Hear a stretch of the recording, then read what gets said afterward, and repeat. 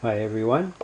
I'm going to do a test with this new powerful magnet rotor here utilizing the 1-inch N50 cube magnets and see if I can get some better results. Well, I am actually finding better results utilizing my dual coil configuration here.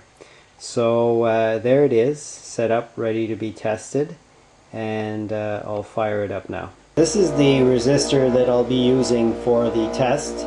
It's a 50 watt rated resistor at 10 ohms and it's 1% accurate. These two connectors here are for my quality meter, and that's going to display the real true RMS voltage across that resistor. And I also have my scope probes, and it'll measure it as well on the software scope. And this is the voltage that's going to the motor at this time. And this is, I had to bring it up because when you have two coils together, even though the resistor is not connected under load, I think the eddy currents are creating a bit of drag. So in order to get the lowest possible current, I had to raise it up to about 88 to 90 volts. So we're utilizing now 888 about milliamps. And I'll go ahead and connect the resistor here. And there's my hand ready to connect the resistor. So there we go. Have a look at the stability here. The voltage is fluctuating a bit, sorry, but I guess the electrical grid at this time of the afternoon or late afternoon is fluctuating.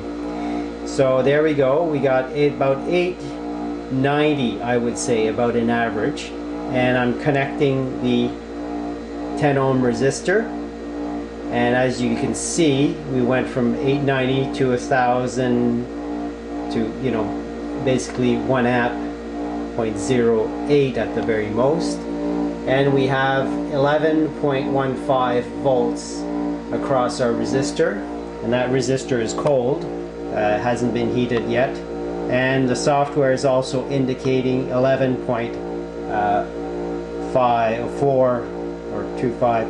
So the scope is giving about the same reading as what we have here.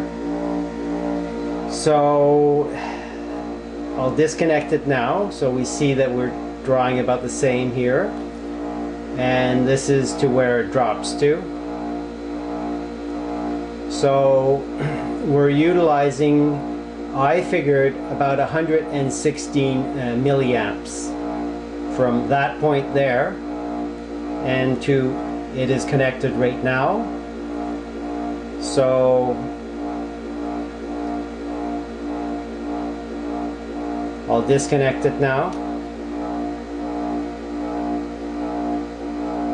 So we're at about close to about 900 milliamps at this time, as you can see, and the resistor is disconnected.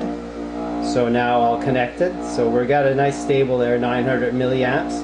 It's now connected. So there you go. So I figured about 116 milliamps at the most is what it's taking to feed that 10 ohm load at 11.16 volts. And I'll do the math.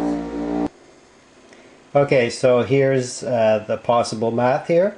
We have about 90 volts, probably was a little lower than that. I had already done this test before, and I figured 116 milliamps, so we have 0.116 milliamps here, gives us a total of 10.44 watts. That's what's increased in the current from the motor, okay, when we connect the load. And now if I scroll down here on my program here, This is, by the way, an online calculator here. Now this program here, I entered my voltage. It was actually 11.16. I had inputted 1115, and the resistance of the resistor is 10 ohms, and then you just hit calculate and gives you the values here. So we've got a total of 12.43 watts. So actually this configuration is giving out an extra 2 watts exactly from what the motor has consumed in extra. And I don't think I'm got any errors here. That meter is definitely a true RMS, and you saw the numbers, and the resistor is definitely heating. I hardly connected it at all, and already it has a little bit of heat. So it's proving to be very efficient utilizing the dual coils here with this 10 ohm resistor. I used it with a 1 ohm resistor, and the score isn't as good, and I even actually put 2 of them in parallel, which would drop it down to a half an ohm, and it was even worse. So it looks like the best score is about with a 10 ohm. I tried it with a 22 ohm, and the score wasn't as good. So it looks like this 10 ohm, and we know that's accurate, that's reliable, and it didn't really have any time really to heat up to change the voltage value of that much either. And I would say these scores are pretty reliable. So I thought I'd share that, and I'll continue studying these dual coil arrangements. Thanks for watching. Bye now.